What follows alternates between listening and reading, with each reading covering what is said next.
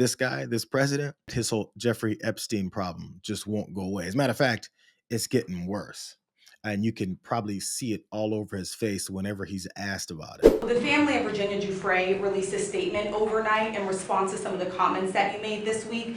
You said that Jeffrey Epstein stole people from Mar-A-Lago. At the time, did you know why he was taking those young women, including Virginia? No, I didn't know. I mean, I would figure it was ABC fake news that would ask that question, one of the worst. But no, I don't know really why. But I said, if he's taking anybody from Mar-a-Lago, he's hiring or whatever he's doing. I didn't like it, and we threw him out. We said we don't want him, at the place. This is a story that's been known for many years, as you know. But it's I didn't like it that he was doing that. Whenever his, feathers get ruffled like that by a simple, direct question, it's based off of the thing that he said on Air Force One, talking about how Jeffrey Epstein stole Virginia Giuffre from him. So as he talked about it and gets asked about it, for some reason, Rachel Scott, I believe it was, from ABC News, is suddenly the worst. And I can tell it's from ABC News. You must be the worst ever. Why you got to bristle over somebody asking a question of what it is that you brought up? The guilt is written all over his face every time he mentions something about it. It's when he gets mad about it even further and distracts from the actual problem. So why can't you answer the question? Her family sees her still as a human, and they didn't like that all that much. She wasn't stolen. She was preyed upon at his property, at President Trump's property. And I think it's very important that we don't treat it like stolen. Seems very impersonal. It feels very much like an object, and these survivors are not objects. Women are not objects. What goes through my mind is that it's time to protect survivors, and it's time to protect the young women and our future generation of young women. So no, she wasn't stolen. She was preyed upon, and it certainly makes you kind of ask the question, how much he knew during that time, right? Even a couple of years later, even after he, I believe he had stated something along the lines of cutting off communication or kicking him out. He described Jeffrey Epstein as somebody who really enjoyed being around young women. And so she was preyed upon. She wasn't stolen. That's a predator that came and took her. There's real life and there's real people behind this story. So as Trump continues to make this purely political and have everything to do with him trying to protect himself from this, which, that's what people who are covering things up will do. When you actually speak to folks' families who don't want to be on TV having to cry over their deceased family member based off of what it is that these guys did to her, but they have to come forward and talk about it because that asshat keeps talking about her as some piece of property, even in this moment when he's trying to cover his own ass over it. I don't think they have the desire to be there and talk about this on CNN. But now they have to because he's now damaging her name further. By the way, you know how Republicans were, as they demonized immigrants and they want to talk about how there are rapists, murderers, and killers.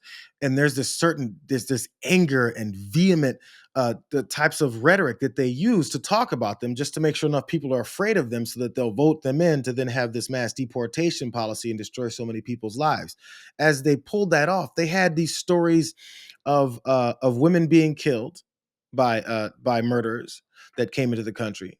And then they'll have other stories of young girls being assaulted by folks who came in the country. And they said, these are the reasons why we have to get rid of anyone that I deem illegal. But for some reason, we know Jeffrey Epstein did all those things and much worse in an organized crime ring based off of it with the help of rich people and servicing rich people in his child sex trafficking ring. When they do that, there's no anger about them. It's just, he stole her from me and I didn't like that. Why didn't he tout out the family members the way that these Republicans tout family members and introduce bills based off of trying to demonize migrants over it? Why is it these guys haven't been behind him at the RNC? They're families of the victims, and there's plenty of families of victims. I'm gonna give them a little bit more time to talk about what is it they're frustrated by. I imagine you were probably quite surprised when the Justice Department sent their number 2 in charge to go and sit down with Ghislaine Maxwell? Yeah, we were very surprised. I think, she was preyed upon by Ghislaine Maxwell as well as many other predators out there, but she was preyed upon at Mar-A-Lago. And we were very shocked and very surprised that they were giving her a voice and giving her a platform to essentially possibly make a deal. And reality to that is that there's so many survivors still out there that are affected by that, including my sister, who's not here to speak for herself. And I think it's important that we stand beside them, that we stand in front of you and in front of everyone out there with a sign of strength on my sister's behalf, because she's not here to do that herself. But we stand with survivors here, and I want to make it clear that,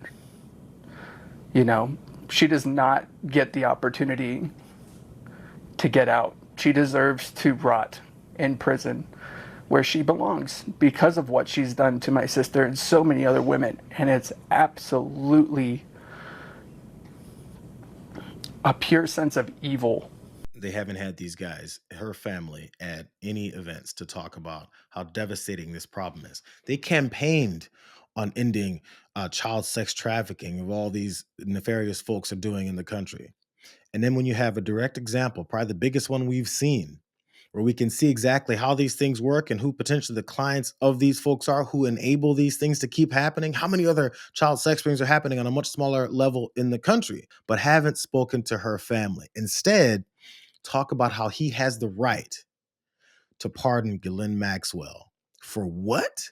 For giving more information on information that was already sifted through and created and investigated by previous FBIs, and that they said now doesn't exist? They need Ghislaine Maxwell, and he has the right to pardon her. What a slap in the face. Imagine a president on this same line of them talking about people that were killed by migrants, then the president coming forward and saying, I'm looking to actually pardon these migrants that were convicted of murder and child sex trafficking, just in case they have more things they need to tell me. We have to think about this outside the lens of the bullshit that they keep telling us. But you know what? Michael Wolff, who gets interviews with many of these folks and has talked to many of these people around Ghislaine Maxwell and the Epstein things and Donald Trump and his background behind him, he had a very, this is a revealing moment where he talked about potentially the reasons why they talked to Ghislaine Maxwell. In the White House, they believe that the story in the Wall Street Journal about the birthday greeting that Donald Trump, the salacious birthday greeting that Donald Trump sent Jeffrey Epstein in 2003 on the occasion of his 50th birthday, was a leak from the Maxwell family. And in the White House, they regarded this as, quote, a shot across the bow.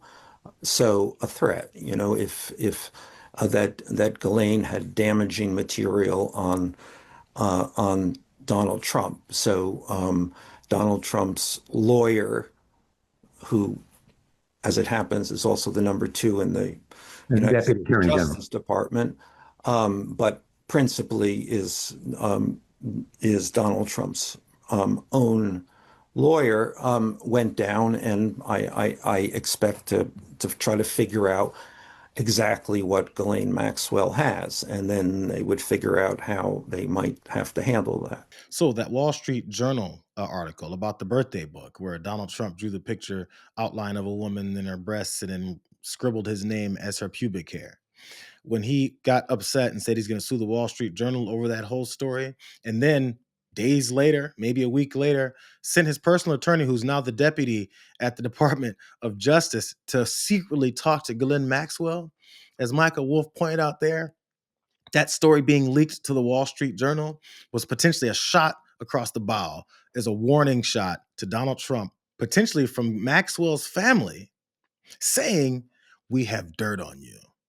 So they had to rush secretly and hurriedly to go talk to her, to be like, what do you got, Ghislaine? What do you got? And what do we have that you need?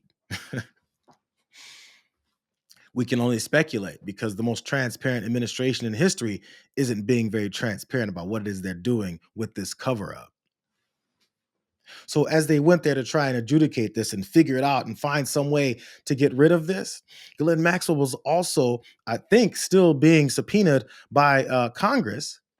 And then once they subpoenaed her, she had this laundry list of demands to make sure that if you're gonna subpoena me to talk, I need to be exonerated of everything. I need to be released from prison. I need to have the interview not inside the jail cell. She had like a whole list of things as if she should be in this place of control because she feels she is now, along with the attorney who's best friends with Donald Trump's attorney, who went there to talk to Ghislaine Maxwell and her attorney.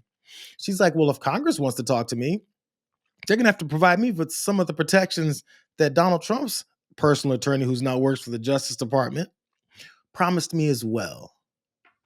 She's got the cards in her hand. She's like, well, I got information. Who wants it? Who's going to give me what I want from my information about this guy who's hell-bent on covering this up?